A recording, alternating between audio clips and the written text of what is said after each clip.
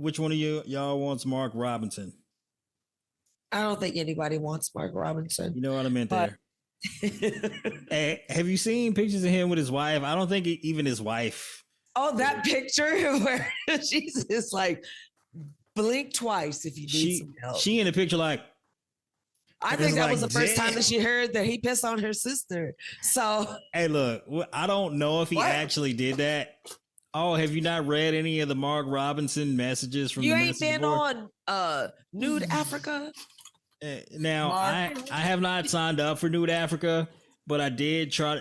Like it's paywalled for one, but I did try to like take a peek at some of like the archived images of what the porn is. And like the porn, like his choice in porn is the most redeeming quality about this entire story. Like at least the porn's like, I could see how people watch this. It's not some super extraordinarily weird shit. Well, I don't know where I worked at a porn company, so I'm not surprised by any porn. No, well, but I'm just saying, like, I don't know about like the transsexual porn shit he was watching, but like the Nude Africa shit is just like normal kind of. Not extremely. It's porn. Yeah, it's just regular kind of. Yeah, and it's got black people in it, which I guess considering his black that's always hit or miss. You never know. With the dude that's black, that's like, oh yeah, actually I want to be a Nazi. What kind of shit he's into? Watching this made me want to go Nazi on the internet.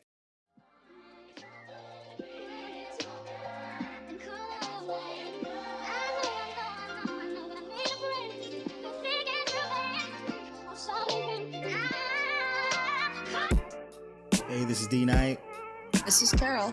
This is Ty. You're listening to the Party Insurrection Podcast, where if Trump does lose the election in November, I am happy to give credit to quote unquote the Jews. Anyway, so what did I do now? Take your victory lap, Carol. Yeah, woo. Carol's Jewish, in case you were wondering. Oh wait, and we're gonna make Trump win? No, lose if he loses. Yeah, I like. Anyway, he was. That's much better. Great. I'm sorry. I thought I'm used to being blamed. That's totally fair because not too very long ago, Trump did make a comment in which it appears as though he was saying that if he lost, that he indeed was going to blame the Jews. We have that clip for you right here. If I don't win this election, and the Jewish people would really have a lot to do with that if that happens, because at 40%, that means 60% of the people are voting for the enemy. Yeah, that I just, nice. It wants to be a dictator on day one, and it's talking about putting or giving immigrants numbers, theoretically, like the type that the Nazis tattooed on Jewish prisoners during the Holocaust, talking about if he's going to blame the Jews. Yeah, that's not a great move. Not the way you want to. Was he at an? Well, it is if you're Trump. What board was that? An APEC conference? Where was he? So yes, he was at some sort of conference. No, he was at a Jewish conference for anti-Semitism. Yes. Yeah. So at a conference about anti-Semitism, he was like, "If I lose, I'm blaming the Jews." PEC. But he also blamed the Jewish people for him losing in 2020. Which he has been now admitting he lost by a whisker. Yeah, at least he's finally coming to grips. He says that was a joke. That was a figure of speech. He said it again, and he said it twice. And then he said he beat us from his basement. He was talking about Biden beating him from his basement. Yeah, which fair enough, he openly did. Admitting. Yeah, but that comment aside, like if Biden can beat him from his basement, certainly he was going to beat him from the White House. But yes, Trump is saying weird anti-Semitic shit while also having anti-Semitic comments about how you're not Jewish enough if you don't support Israel, something along and you need to have your head examined. Yeah, but to make those comments at a conference hosted by the Jewish community in which they're supposedly fighting anti-Semitism is buck wild. Also, side tangent here, like just anytime I hear people refer to Jewish people as, quote, the Jews, I immediately think Nazi. I completely agree with you on that, D. And that's why, like, when I'm like posting or whatever, I make a point to say Jewish people, not Jews, because I feel like it's a slur. It just like feels maybe it's gross. just me, but I feel like saying, "Oh, the Jews." It like ain't I just feel you. like it's a slur. Let me tell you how. Like I like to say I'm a Jewess. You are allowed to. Well, that just sounds hot. But I don't call it the Jews. Sorry for sexualizing your heritage there. No, but like I'll tell you the parallel where you can completely understand it. It's like when you hear someone refer to black people as the blacks. The blacks. Yeah. And that's how I was like, hey man, this whole the Jews thing, it does not and he's not like the only person that does it. A lot of people do it. It's even people in prominent positions in politics where you're like, hey man, this is not what's up. No, that's not cool, bro. So we're recording this on Wednesday evening, and as you might be aware, there's breaking news. Eric Adams indicted by the feds. It seemingly for bribery. We don't actually have the charges unsealed. Eric Adams, the future former mayor of New York City. Yeah, that's a good one, Kara. You nailed that. So the future former mayor of New York City under indictment following a federal investigation into corruption surrounding his actions and people in his vicinity, and possibly surrounding the contribution illegally of foreign donations to his campaign, presumably from Turkey, but there could be a number of other countries involved. We're not entirely sure. Also, what the fuck did Turkey look at? Eric Adams is like, yeah, that's our dude. Hey, you say that.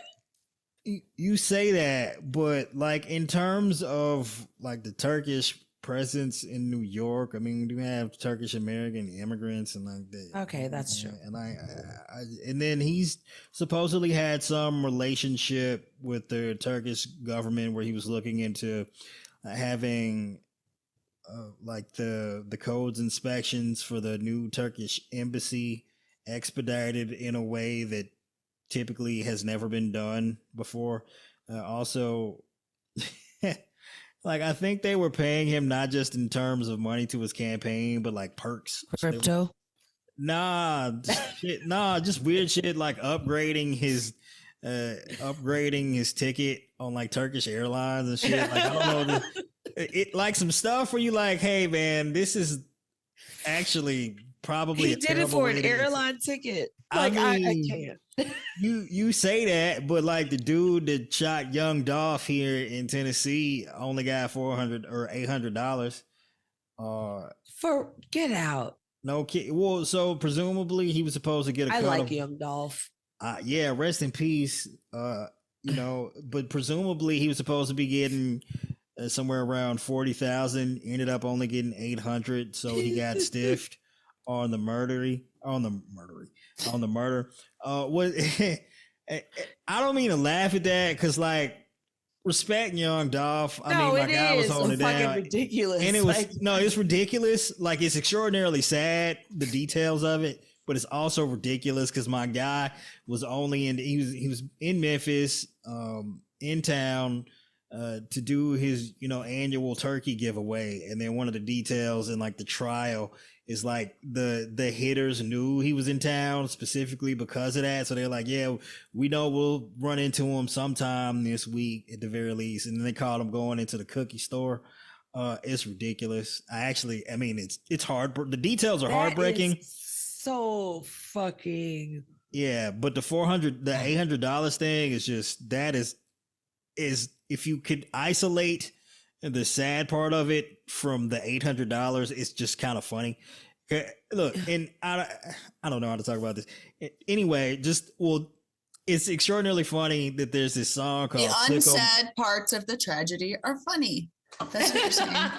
Thanks. I got away with words. I'm gonna get slayed by young Dolph fans. But no, may he rest in. Well, am I supposed to say peace or power? Yeah, either or, it's all good. But there's a song by Travis Scott featuring Drake where in like the uh During the prelude. beef that Young Dolph had. Nah, this is from a few years ago. It's not related to the beef at all, other than the lyrics are funny. So in the prelude, basically to the song, like the introduction or whatever, because it switches. Drake is singing about how his dog will do it for Louis Belt, as in like he will execute a hit on one of the foes for a mere Louis Belt. For it.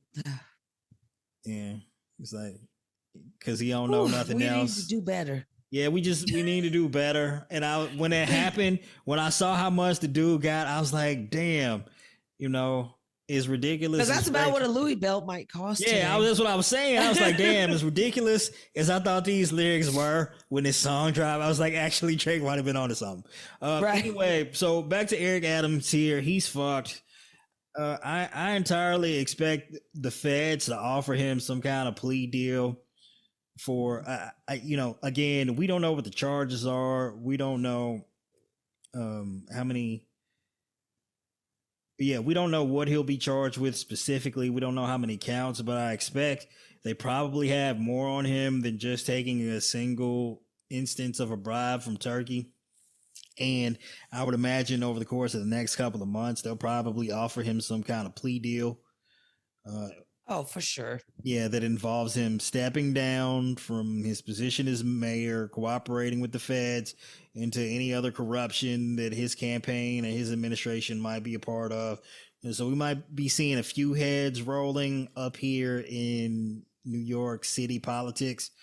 Fingers crossed, like get all these fuckers out of here. Like I know, presumably we're supposed to be the pro-Democrat podcast, right? We're biased for the Democrat. No, I'm like, get all the criminals and corrupt officials out of here. It's not a Democrat anyway, though. Sorry. Like I said that before in the primaries. I will co-sign that, Carol. Fair enough. Eric Adams, Democrat name only. Get him out of the paint. Get him out of politics. New York, y'all fucked up. Maya Wiley was right there. Y'all had every opportunity to do the right thing. But y'all, I kept telling you. They had one job. The fuck? No one listens to me just because you don't know who I am and like... You didn't fill out enough postcards. You should have filled out more postcards to Maya Wiley. Yeah. Specifically to her. Dear Maya, I'm no, still thinking about her. Not to her, for her campaign, you goofball, you. But yeah, so we'll probably have more on that next week, given the revelation of more details that we expect to come, probably before you even hear this podcast. But also, Mark Cuban took a moment to basically roast Trump and that was so good. Prop up Kamala Harris on MSNBC. It was worth the watch. I think what a lot of business people don't get, I look at the Harris campaign as a company and Kamala as the CEO, right? She's had, 45 days, 60 days to build an entire organization. And you look at the results. She went from negative favorability ratings. She went from recognition being relatively low. She went from being way behind in every single poll you looked at. And now look where she's at. Worst case, she's tied, and in many cases, she's ahead.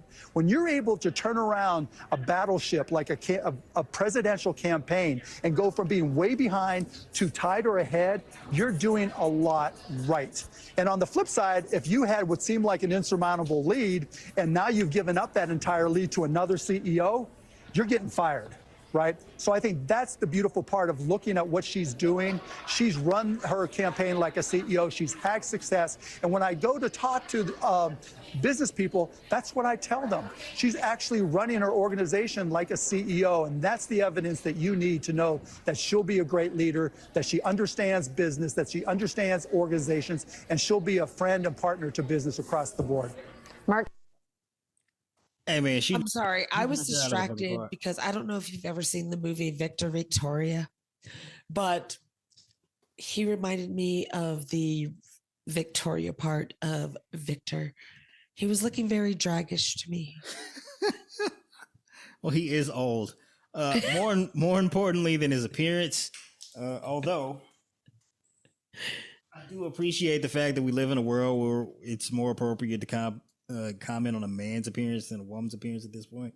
I like that shift in subverting stereotypical behavior, especially on this podcast. No, but like in terms of his comments, he knocked it out of the park there. What Harris has managed to do over the course of just a couple of months here, being handed a presidential campaign, basically, well, not technically handed, but being thrust into a position where she was contending to lead the party out of fucking nowhere. And she took the ship and turned it around, and basically while she was building it on the fly, it's fucking incredible. It just speaks to her ability to organize and manage and lead. No, absolutely. And I watched that whole interview. It was with Cavuto, right? Yeah, Neil. It was on Cavuto. And then when he was talking about, he was like, when you ask Trump about his policies or things he says, he's like, he doesn't have a clear, like he can't explain how he's going to do that. He was like, he leaves it up to the campaign to describe it for him. He was like, with Kamala, you know, what she says is what it is. Like nobody has to explain anything for her. She explains it herself. And that's the fucking difference. Yeah. I mean, I don't think there's much else to say. But yeah, kudos to Mark Cuban. I mean, look, I know like we're all wary of billionaires stepping into the political arena because obviously their incentives typically involve just rooting for the candidate that's more likely to give them the best tax breaks. And I'm not necessarily saying that you can trust Mark Cuban's political acumen, but I don't think anything I've seen from him over the course of the past couple of years suggests that he's got any malicious intent. But to give Mark Cuban credit, he is head of VCs for Harris. And these are 100 venture capitalists who are raising money and are behind VP Harris. So you can't scream she's a communist when you got fucking VC people like who have every, inclination to be behind the Republican Party and Trump, who wants to give them all the tax breaks in the world, et cetera, et cetera. Yeah. But that you've got 100 VCs, the fucking founder of LinkedIn, Mark Cuban, et cetera, behind her. That is a reason to give pause. And that says a lot. On the flip side, now a lot of people will also look at this, like, at least in terms of like being the super far lefties. They're like, hey, if venture capitalists and like, the Cheneys of the world. I don't support this. I'm just saying they'll be like, well, if Dick Cheney is supporting Kamala Harris, it's probably bad. When, these are people like just thinking and commenting without context. They're looking for any and every fucking reason. So for them, go fuck yourself. I have no fucking, I give them no credence. I give them no motherfucking standing on anything that they're saying, because they're waiting for anything to say against her rather than looking at what it is. So fuck them. Fuck them all. Totally fair.